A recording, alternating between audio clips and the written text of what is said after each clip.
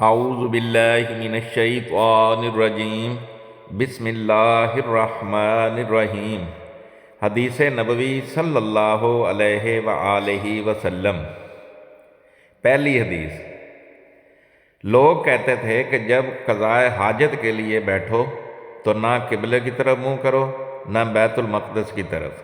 یہ سن کر عبداللہ بن عمر رضی اللہ عنہما نے فرمایا کہ ایک دن میں اپنے گھر کی چھت پر چڑھا تو میں نے حضرت صلی اللہ علیہ وآلہ وسلم کو دیکھا کہ آپ بیت المقدس کی طرف منہ کر کے 2 اینٹوں پر قضائے حاجت کے لیے بیٹھے ہیں۔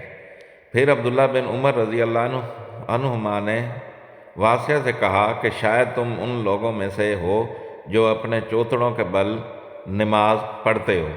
تب میں نے کہا خدا کی قسم میں نہیں جانتا کہ آپ کا مطلب کیا ہے۔ امام مالک رحمۃ اللہ علیہ نے کہا کہ عبداللہ بن عمر رضی اللہ عنہما نے اس سے وہ شخص مراد لیا جو نماز میں زمین سے اونچا نہ رہے، سجدے میں زمین سے چمٹ جائے۔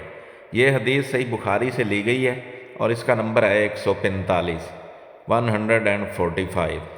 دوسری حدیث، رسول اللہ صلی اللہ علیہ وآلہ وسلم کی بیویاں رات میں مناصع کی طرف قضائے حاجت کے لیے جاتیں اور مناصع ایک کھلا میدان ہے، تو حضرت عمر رسول اللہ صلی اللہ علیہ وآلہ وسلم سے کہا کرتے تھے کہ اپنی بیویوں کو پردہ کرائیے، مگر رسول اللہ صلی اللہ علیہ وآلہ وسلم نے اس پر عمل نہیں کیا۔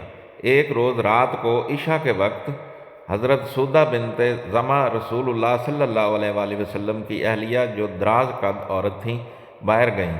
حضرت عمر رضی اللہ عنہ نے انہیں آواز دی اور کہا ہم نے تمہیں پہچان لیا، اور ان کی خواہش یہ تھی کہ پردے کا حکم نازل ہو جائے۔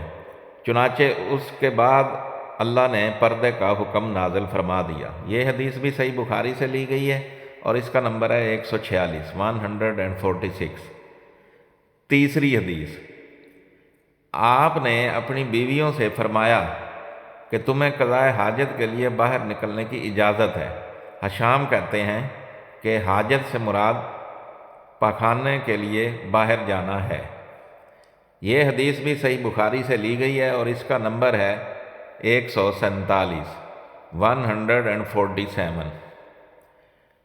چوتھی حدیث، ایک دن میں اپنی بہن اور رسول اللہ صلی اللہ علیہ وآلہ وسلم کی اہلیہ محترمہ حفصہ کے مکان کی چھت پر اپنی کسی ضرورت سے چڑھا تو مجھے رسول اللہ صلی اللہ علیہ وآلہ وسلم قضائے حاجت کرتے وقت قبلے کی طرف پشت اور شام کی طرف منہ کیے ہوئے نظر آئے۔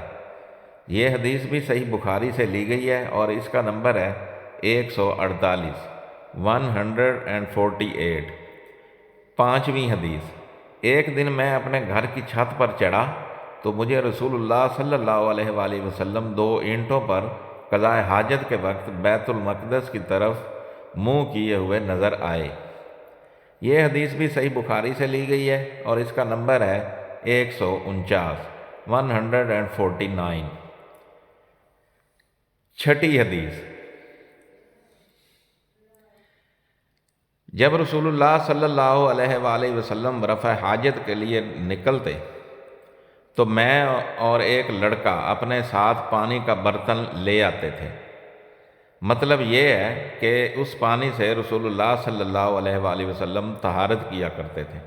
یہ حدیث بھی صحیح بخاری سے لی گئی ہے اور اس کا نمبر ہے 150 150۔ ساتویں حدیث، جب نبی کریم صلی اللہ علیہ وآلہ وسلم قضائے حاجت کے لیے نکلتے میں اور ایک لڑکا دونوں آپ صلی اللہ علیہ وآلہ وسلم کے پیچھے جاتے تھے اور ہمارے ساتھ پانی کا ایک برتن ہوتا تھا۔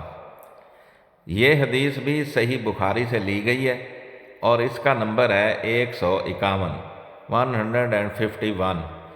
میری تمام دیکھنے اور سننے والوں سے گزارش ہے کہ میرے والدین، میرے بہن بھائی، میرے رشتہ دار اور میرے دوست جو اس دنیا سے جا چکے ہیں ان کے لیے مغفرت کی دعا فرما دیں۔ جزاک اللہ خیرہ۔ دعا گو طارق سلطان شاہ ہاشمی۔